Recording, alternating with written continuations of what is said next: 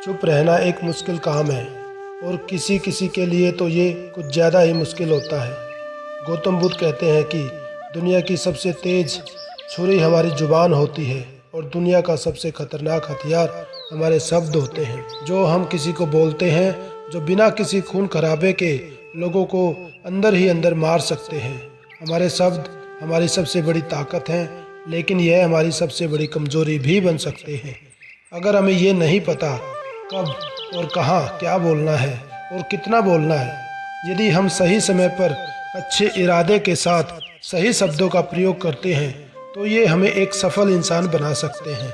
लेकिन अगर हम सही समय पर गलत इरादे से गलत शब्दों का इस्तेमाल करते हैं तो ये हमारे जीवन को नरक से भी बदतर बना सकते हैं। इसलिए हमें हमेशा अच्छा ही बोलना चाहिए। आज मैं आपको मौन के ऊपर एक काफ़ी अच्छी कहानी सुनाता हूँ और ये कहानी आपके जीवन को बदल सकती है। आपको मौन की शक्ति का एहसास करवाने के लिए एक बात बताता हूँ। जापान में एक बहुत ही प्रसिद्ध बौद्ध भिक्षु थे। वो अकेले जंगल के पास दुनिया के शोर शराबे से दूर रहते थे। वो एक बहुत ही बड़े ध्यानी और तपस्वी इंसान थे और इसलिए वो पूरे जापान में बहुत ही ज़्यादा प्रसिद्ध थे। एक दिन एक राजकुमार उनके पास आया और बोला, प्रिय भिक्षु, मैं हमेशा थका हुआ सा, निराश और परेशान महसूस करता हूँ। मेरा मन बहुत परेशान रहता है। मेरे पास सब कुछ है, दौलत, शोहरत, सब सुख सुविधाएं जो हर व्यक्ति चाहता है या जिसको हर व्यक्ति पाने की इच्छा करता है, लेकिन फिर भी मेरे अंदर इतनी चिंता क्यों है? भिक्षु ने कहा, इस प्रश्न का उत्तर तुम खुद जानते हो, बस तुमने कभी इसकी तलाश नहीं की। भिक्षु बोले, मैं एक प्रयोग करना चाहता हूँ, क्या तुम करना चाहोगे? इस प्रयोग के बाद तुम्हारे जीवन में किसी भी तरह की अशांति और चिंता नहीं रहेगी। यह सब सुनकर राजकुमार बहुत हैरान हुआ। वो बोला, बताइए मुझे क्या करना होगा? अपने मन की शांति के लिए मैं कुछ भी करने को तैयार हूँ। भिक्षु बोले, अगले 10 दिनों तक तुम मेरे आश्रम में रहोगे और एक सामान्य व्यक्ति की तरह अपना जीवन व्यतीत करोगे और इन 10 दिनों तक तुम एकांत में अकेले मौन बैठे रहोगे, जितना हो सके कम बोलोगे। राजकुमार भिक्षु की बात से सहमत हो गया। पहले दिन राजकुमार को लगा कि उसका मन सामान्य से अधिक विचलित है। उसके मन में तरह तरह के प्रश्न उठ रहे थे और वह आम लोगों की तरह जीवन जीने में असहज महसूस कर रहा था। उसको अंदर से बोलने की प्रबल इच्छा उठ रही थी, लेकिन वह मौन रहा। उसके मुंह से एक शब्द भी नहीं निकला, बस चुपचाप बैठा रहा। लेकिन रात होते होते उसके अंदर ही अंदर शांति का उसको अनुभव होने लगा। उसके लिए यह अनुभव कुछ अजीब था। वह खुद से पूछ रहा था कि वह अंदर ही अंदर खुशी क्यों महसूस कर रहा है और उसकी आंतरिक बेचैनी और चिंता कम होने लगी है। अगले दिन राजकुमार एकांत में चुपचाप बैठा हुआ प्रकृति को निहार रहा था। पेड़ पौधों को, फूलों को, आकाश में उड़ रहे पक्षियों को वह अपने जीवन में पहली बार महसूस कर रहा था। उसने पहली बार महसूस किया कि उसके आसपास की प्रकृति कितनी अद्भुत है। वह दिन भर प्रकृति की सुंदरता को देखता और उसकी शांति को महसूस करता रहा। इस तरह से एक हफ्ता बीत गया और अब तक उसके मन में सारी बेचैनी, सारी हलचल, सारी उथल पुथल और सारा तनाव एकदम गायब हो चुका था। 8वें दिन की सुबह राजकुमार फिर से एकांत में बैठ गया और कुछ ही मिनटों में उसकी आंखें अपने आप बंद हो गई और वह गहरे ध्यान में चला गया।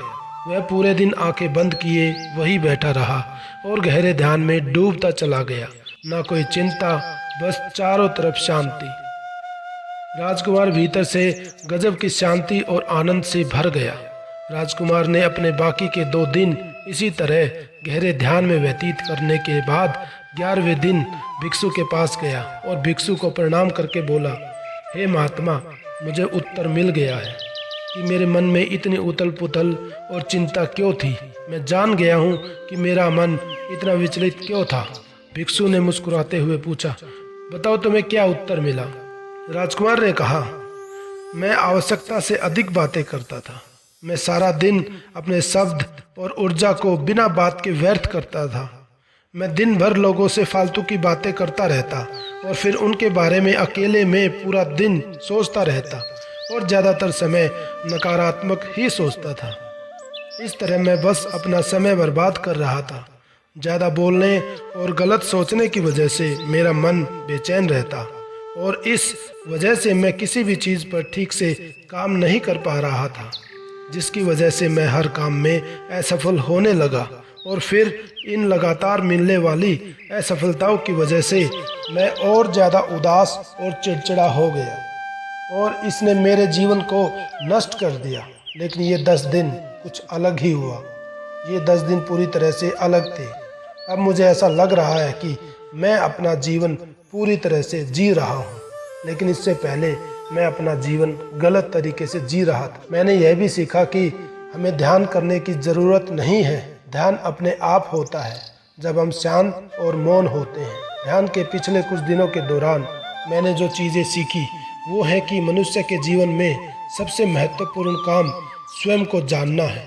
यह सुनकर भिक्षु ने कहा, सिर्फ तुम ही नहीं, दुनिया में ज़्यादातर लोग ज़रूरत से ज़्यादा बोलते हैं। आज भी लोग ज़्यादातर समय केवल एक दूसरे को नीचा दिखाने के लिए ही बोलते हैं। कुछ लोग ना चाहते हुए भी बातें करते हैं, अपना जीवन बर्बाद कर लेते हैं। फिर बौद्ध भिक्षु ने कहा, एक बार गौतम बुद्ध से उनके शिष्यों ने पूछा, बुद्ध आप ज़्यादातर समय चुप क्यों रहते हैं? बुद्ध ने कहा, क्योंकि मौन में मैं अपने भीतर अनंत शांति की गहराइयों में होता हूँ। मौन अपने भीतर उतरने की पहली सीढ़ी है। मौन के बिना खुद को जानना संभव नहीं है। खुद को जानने का पहला नियम है मौन हो जाओ। उतना ही बोलो जितना बहुत ज़्यादा ज़रूरी हो। जिसके बिना काम चल जाता हो उसे छोड़ दो, मत बोलो, और तुम अचानक देख पाओगे कि 90% से ज़्यादा तो व्यर्थ ही बोलते थे। ना बोलते तो कोई नुकसान नहीं होता, बल्कि बोलकर गलती कर दे। दुनिया की 90% मुसीबतें कम हो जाएंगी अगर लोग थोड़ा चुप रहें। झगड़े कम हो जाएंगे, अदालतों में काम कम हो जाएगा अगर लोग थोड़ा चुप रहना सीख जाएं। संसार में बहुत सारी समस्याएं हैं जो सिर्फ बोलने से पैदा होती हैं। सारी बात मौन रहने की है। जब तुम नहीं बोलते तब तुम एकांत में अकेले हो जाओगे। जिसने मौन की कला जान ली वो भीड़ में भी अकेले होने की कला जान लेता है। वो अपने भीतर ही डुबकी लगाने लगता है। एकांत में आदमी एक तरह से स्वर्ग में होता है। दूसरे की उपस्थिति ही बेचैनी पैदा करती है। पहले तो मौन के साथ हो जाओ, अपनी ऊर्जा को मौन में उतरने दो, गहराने दो मौन को, और उस स्थिति में पहुंच जाओ कि बोलते ही लगे कि बेईमानी हो गई। जब दूसरों की मौजूदगी से तुम परेशान हो जाओ तो उससे ज़्यादा अच्छा है कि आग बंद कर लो और अपने में खो जाओ। वहाँ से तुम्हें एक अलग ही ताजगी मिलेगी, क्योंकि तुम्हारे जीवन का सार वही छिपा है। वो किसी दूसरे में नहीं है, तुम्हारे भीतर ही है। तुम्हारी जड़ें तुम्हारे भीतर ही हैं। आखिर कौन तुम्हें तुम्हारे भीतर लेकर जाएगा? कोई दूसरा नहीं, तुम्हें खुद ही अपने भीतर उतरना पड़ेगा। इसलिए अपने भीतर जाओ और गहरा जाओ, क्योंकि वही तुम्हारी चेतना और जीवन का वो स्रोत है। आनंद का वही से जन्म हुआ है। उसमें बार बार डुबकी लगाओ। जब भी तुम डुबकी लगाकर लौटोगे तुम खुद को और ताज़ा पाओगे। फिर जीवन की नई संपदा मिलेगी, नई शक्ति का जन्म होगा। तुम देखोगे कि थकान गई, उदासी गई, चिंता गई। जैसे कोई स्नान करके लौटता है तब शरीर शीतल हो जाता है, शांत हो जाता है। ऐसे ही जब कोई भीतर से होकर वापस आता है, मौन में स्नान करके लौटता है, तो सब कुछ शांत और मौन हो जाता है, आनंदित हो जाता है। जब तुम आंतरिक मौन की उस प्रकाष्ठा पर पहुंच जाओगे, जब तुम पाओगे कि बोलने से भी तुम्हारा मौन खंडित नहीं हो पाएगा, मौन बना ही रहेगा। उसकी एक अंतर्धारा लगातार तुम्हारे भीतर बहती रहेगी। तुम बोलते तो रहोगे लेकिन खुद से दूर नहीं जाओगे, खुद के पास ही रहोगे। तुम शब्दों का उपयोग भी करोगे लेकिन वो तुम्हारे मौन को खंडित नहीं कर पाएंगे। एक बार गहरे मौन में अगर उतरना तुम्हें आ गया, उसके बाद सब कुछ आसान हो जाएगा। एक बार गहरे मौन में स्थिर हो जाओ, फिर तुम्हारी वाणी में भी सुगंध आने लगेगी। तुम्हारी वाणी में भी एक विशालता आ जाएगी। तुम्हारा बोलना एकदम संगीतमय होगा, तुम्हारा बोलना सत्य होगा। तुम बोलोगे तो दूसरों पर भी शीतलता छा जाएगी। जैसे ही तुम अंदर से चुप होते हो, तुम इतने शक्तिशाली होने लगते हो कि समाज की निर्भरता तुम छोड़ने लगते हो और तुम्हारे जीवन में एक मस्ती आती है जो केवल दीवानों के जीवन में होती है। तुम्हारे चेहरे पर एक नई रौनक आ जाएगी, तुम्हारी आंखें ओज से भर जाएंगी और तुम अनंत शांति के समुद्र में गोते लगाने लगोगे। इतना कहकर उस बौद्ध भिक्षु ने अपनी बात खत्म की और वो मौन हो गए। राजकुमार उनका धन्यवाद करके अपने महल वापस लौट गया। दोस्तों, आपने भी बहुत बार अनुभव किया होगा कि बहुत ज़्यादा बात करने से दिमाग अशांत हो जाता है, जिससे हम अपने ऊपर नियंत्रण खो बैठते हैं। जो लोग बहुत ज़्यादा बोलते हैं उनके पास कभी भी किसी एक काम पर ध्यान केंद्रित करने की काबिलियत नहीं होती। वो अपने किसी भी लक्ष्य पर पूरी तरह से केंद्रित नहीं हो पाते और अगर हम लक्ष्य पर केंद्रित नहीं होते तो जीवन की सच्चाई को समझ नहीं पाएंगे और कभी मनचाही सफलता हासिल नहीं कर पाएंगे। इसके अलावा भी आपने देखा होगा कि जो लोग ज़्यादा बोलते हैं वो अक्सर लोगों के बीच हंसी का पात्र बन जाते हैं और जो लोग कम बोलते हैं वो अपनी बात पर कायम रहते हैं। उन्हें लोगों से सम्मान मिलता है, लोग उनकी बातों को हमेशा सुनते हैं और उन पर भरोसा भी करते हैं। जो लोग ज़रूरत से अधिक बोलते हैं और अपने विचारों के बारे में पक्के नहीं होते, उनका दिमाग अस्थिर और विचलित रहता है। एक अशांत दिमाग वाला व्यक्ति जीवन में किसी भी चीज़ में सफल नहीं हो पाता क्योंकि वह किसी भी काम में फोकस नहीं कर पाता। यदि किसी व्यक्ति को यह पता है कि उसे कब कितना और क्या बोलना है तो वह व्यक्ति सच में बहुत बुद्धिमान है और ऐसा व्यक्ति जहाँ भी जाता है उसका व्यक्तित्व आकर्षण का केंद्र बन जाता है और वो जो कुछ भी करता है उसमें सफल होता है।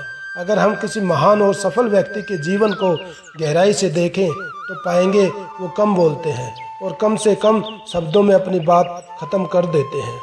वो बोलने से पहले ही जिस चीज़ के बारे में उसे बोलना है उनके बारे में गहराई से सोचते हैं। लोग जो बहुत ज़्यादा बोलते हैं बहुत बार वो झूठ भी बोलते हैं और अपनी बातों से दूसरों के मन और विचारों पर फालतू का कचरा डालते हैं। वो ज़्यादातर समय दूसरों की बुराई करते रहते हैं, इसलिए उनके अपने भी उनसे नफरत करना शुरू कर देते हैं, उनसे बचने की कोशिश करते हैं। हमारे भारतीय ग्रंथों में कहा गया है कि हमारे शब्द वास्तविक ब्रह्म शक्ति है और मौन से धैर्य आता है, धैर्य से ध्यान और ध्यान से हम अपने जीवन के बारे में जागरूक हो जाते हैं। इसलिए अगर हम ज़्यादा बात करते हैं तो हम मौन को खो देते हैं, जो मन की शांति का पहला स्तंभ है। दोस्तों, आज से हम भी मौन का अभ्यास करते हैं। आज से हम भी कोशिश करेंगे और उतना ही बोलेंगे जो ज़रूरी है और हम कोशिश करेंगे कि कम से कम शब्दों में अपनी बात को ख़त्म करें। कोशिश करेंगे कि रोज़ पूरा दिन में कम से कम 1 घंटा एकांत में चुपचाप खुद के साथ समय बिताएंगे और हमेशा कोशिश करें कि हफ्ते में 1 दिन बिल्कुल शांत रहें और कम से कम बोलें। सिर्फ मुँह से ही कम नहीं बोलना है, अपने अंदर अपने दिमाग में भी हमें कम बोलना है। केवल खुद को देखना है और मौन रहना है।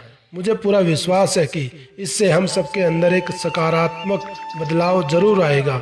मुझे उम्मीद है कि आपको इस वीडियो से काफ़ी कुछ सीखने को मिला होगा। दोस्तों, जीवन में मौन हो जाइए और उतना ही बोलिए जो ज़रूरी है। इससे आपकी ऊर्जा भी बचेगी और आपका मन शांत भी रहेगा। दोस्तों, अब आपसे अगली वीडियो में मुलाकात होगी।